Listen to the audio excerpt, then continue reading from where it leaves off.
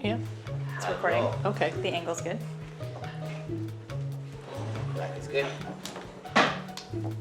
Blue. I like it. I appreciate your ability to write upside down. Do we want to start by talking about sex? Let's talk about sex, baby. All the sex everywhere. All the sex everywhere. So we talk about it a couple of different ways.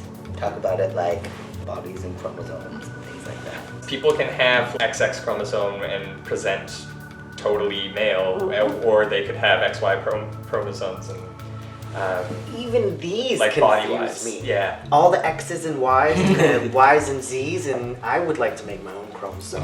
I would like an XYZ, thank you. It's not like we come out of the womb and they test our chromosomes, right? Intersex is like something, is like 1%. But we don't know what our chromosomes are. Like, you know, like so many people could be expressing XYX, XXY, you know, And like, 1% or is a lot. It's also important to note that like intersex, there's so many different intersex Yes. groups. And like there's more being labeled every day. Every day. and being labeled is a really important Yeah. thing to say. It's like people just need to keep putting things Labels on these. labels. Let's make you a new intersex. Yeah. You're a new kind of intersex. Yeah. Genitals are a part of sex as well, and Yeah. so there's like penises and vaginas, vulvas, Uteruses. and all different kinds of combinations possible too for people who are intersex. And so it's like even genitals aren't so binary as just male, female, or And they all come penis, in different vagina. shapes and sizes. And combinations. They actually full on addressed the question about if I would ever get a penis, and I don't think that a penis fully makes a man. And when they said this, I was like, no, but wouldn't it be great if I could have a penis and a vagina? I those just think, you know, why does one make one and one make the other? Like, it just, that doesn't make sense to me. What are examples of hormones? Testosterone.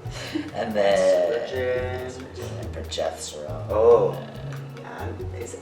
So I'm still also very confused even about this stuff after 12 years of exploring. Yeah. So would in here go androgens? Testosterone is an androgen. Yeah. Okay. Androgen's like a category. Okay. Yeah. Okay, see, here, there's these things that I still, even when I explore and look for things, don't understand most of it. And then all those lead to secondary sex characteristics like voice changing and breast development and Body hair. anything that happens in puberty basically. Wherever your puberty may happen. Yeah. Or when.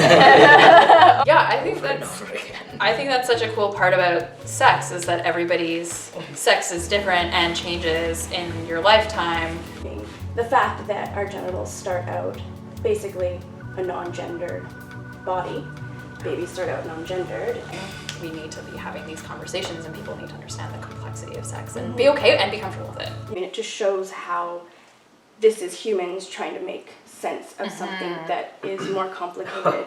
And we keep are trying to be like, we figured it out, we can put it in a box. Yeah. It's that box right here. Yeah. And then it's like, oh, but there's this variation and this variation. And sometimes we just want to pretend let's just not, we don't want to listen to that. Because we like things that makes us feel safe. That we can go, this is here, but in the reality, nature does not allow that. If it happens, it's natural. Nice. Where does sex go? Around the whole body. Especially if you're talking about secondary sex characteristics. Where Right. they're like here. Oh, it's everywhere. They're all over here, and they're on your beard. And your armpit. Same with the hormones. They're in the blood, they're in the brain, they're in the... The They're thyroid everywhere. and Yeah. they're in the gonads, and they're in... Right? So maybe we should... Can we just color in the genderbread? Should we do that? Got a little messier than I was thinking, but This can be messy. But that is how it is, right? It's not so cut and dry. What does gender mean? And I pretty much summed it up right there. Yeah. Well, I think we all get taught what gender is in terms of like, this is what makes a man or this is what makes a woman. But then if ever we were to go around a circle of a room full of anybody and we asked people to really talk about their gender and what makes their gender, everybody would have a different answer. So gender be socially constructed. Yeah. I Something like that. that we have as different cultures and different beings created and formed. just in general, experience informs how you understand what gender means. Up until, in my mind, 20 years ago, there was two. So it was easy. It was like, sex, gender, one and the same. There seemed to be kind of this understanding, this nice label, this nice box, everything fit. And then we started to look at that, and because we started to look at it and open those boxes up, we started to see that things just weren't quite fitting right. We use gender to kind of make up for the fact, like, hey, we have this fractured view of bodies, and we kind of use this idea of gender being something fluid to make up for the fact that, like, our view of sex is so mosaic almost, when it really should be more continuous and fluid. Because if you don't have the experience in having to separate your sex and gender, you could just like not know what you're feeling is like a thing about gender. And if we had a more fluid representation of what sex is, would that change the way that we need gender concepts? I think the reason that gender is useful as a separate concept is because your sex or your body might be shaped one way or another. You might want to express something that doesn't line up with that, and that's where I think gender isn't about necessarily bodies or behaviors or whatever, but like expression and like choices. I almost feel like it's something newer. It was not talked about. It didn't have the language around it that it does today. Yeah. So not that it wasn't there. I think it also came up with the Industrial Revolution too, and the rise in commercialization, because you can market more things if they're towards different groups. Designate these groups and we can like have a pink thing and a blue thing, which was not always pink girl, blue boy. And it connects to colonialism for sure in the imposition of what gender is or means, or roles that women or men are supposed to play. That was used as violence against Indigenous people whose expressions of gender or roles of gender didn't like fit well into these models. There was also a lot of racism and racial stereotypes that went into this is what a man is, and then there's the subsets of men. The language that we use in kind of a positive way to talk about this stuff of like deconstructing gender and deconstructing sex, the way that we use our language to talk about it is very specific to our time and place.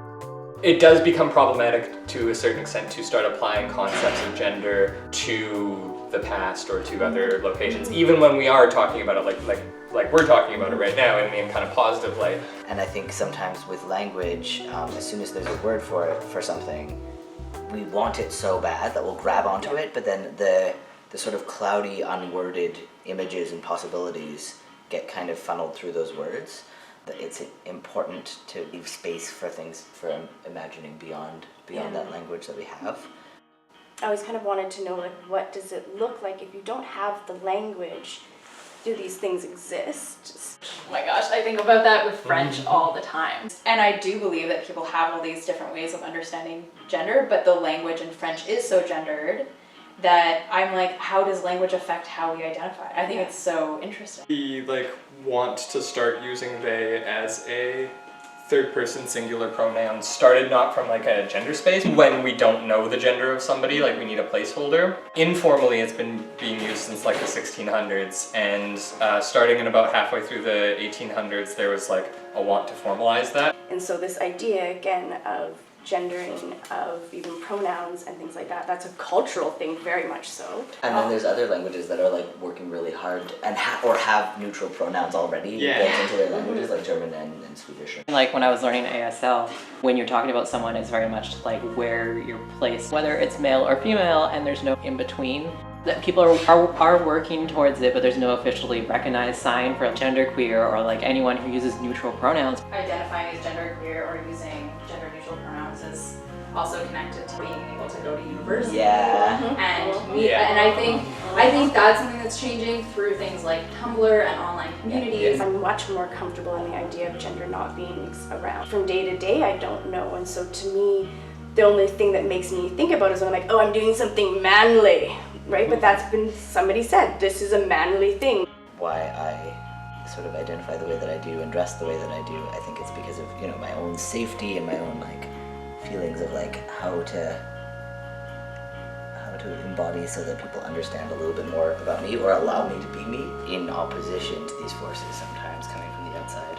Because I feel like gender is also one of those things, like sex, that gets put on you when you Yeah. walk out the door. Like people are like, here's your gender, here's your gender. Which for me is why it's so hard on a day-to-day basis to know, like, am I doing this so that maybe, just maybe, the world will see me for who I am with my expression, or am I really doing it for me? Where does gender go on the person?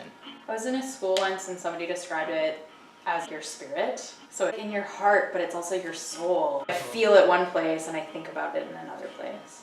And of course, I keep going back to it being socially constructed, so I mean, it exists nowhere and exists everywhere. Oh, sexual orientation. It's like sexual feeling. The general gender of person you have sexy feelings for. Then we also get into like sexual orientation towards not necessarily gender, but like a certain kind of interest Or politics. or even body. And I think a lot of times sexual orientation always refers to X attracted to Y. If we've decided that both X and Y as categories don't necessarily make sense, then how do we talk about orientation? When I came back out, it was such a political thing. I was in dating and hetero, cisgender, this kind of relationship, but I was like, no, I am not just that. I wanted to be visible so other people that felt they couldn't be visible could be. You step into boxes to claim an identity, to ask for rights. As a queer person, I feel like community because of my Yeah. sexual orientation. Mm-hmm. Yeah. You also talk about identity being everything that you're not. That's important specifically in situations where there's power that you have to appeal to as a collective group or like as a community that's bound together. When we identify communities as one thing or another. And there's like a culture that forms around that and resistance that forms around that. It really is based along gender lines, and Yeah. as far as like societal perception goes. It's not like if you're attracted to bigger bodies, you have a different sexual orientation than somebody who's attracted to smaller bodies. If you're attracted to specifically male bodies or specifically female bodies, that becomes a sexual orientation. I just am one of those people that I just assume everybody is gay or like there's some sort of sexual fluidity and that we're all kind of queer and that you just haven't been exposed to that particular person yet. Some people are like, no, I'm pretty sure I'm straight. I'm like, yeah. Sure. You might okay. Sexual orientation is also dictated by like societal pressure. It's really hard to get excited about someone if you're afraid. Language we use with sex, like being attracted to male folks or female folks, and then Yeah. men and women is language we use with gender. Sexual attraction is connected for everybody a bit to this like assumption. I'm reading your gender. Yeah. And I may be making assumptions about your sex. Where does that go? On the body. Another line. What you feel in your pants. Big in the A head. lot of stories. And sexual experience isn't always in your pants or in your crotch or if you don't wear pants. Different people feel it different ways and different spots or maybe not at all.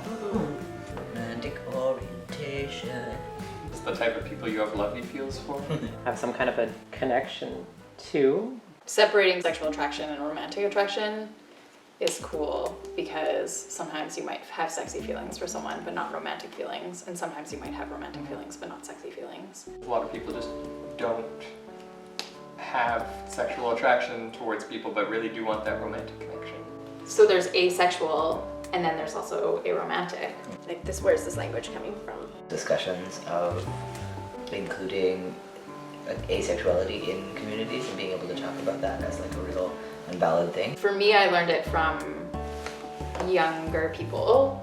How would that fall into, say, polyamory, monogamy? When I sort of got into poly, recognizing how my sexual attraction is only usually ever to one person, but I have a lot of really romantic friendships and really intense emotional bonds. Like they need their time and their space, and they need to be recognized as important relationships. We're talking very Western culture Yeah. as well, because in other places and then within other cultures, the ways that men can show affection towards one another is really different than here. Even just like people in general while still being friends. Like two girls kissing here but two girls kissing in somewhere else. Like automatically here would be lesbians and then somewhere else could be like that's just saying goodbye. Male interactions dominated by homophobia being a relatively new phenomenon. So then it does connect to gender because of the constraints of masculinity and how masculinity stops people from being able to express like romance or things that are seen as feminine. Romantic orientation, where does it go? Would it be in a heart? Like, I mean, in the sense of Like the symbolic. actual sort of emotional core. Mm-hmm. In our bellies and our hearts. Put a butterfly in the belly. Genderbread Deconstructed. Yeah. We didn't We start. started with like, was like it's supposed to be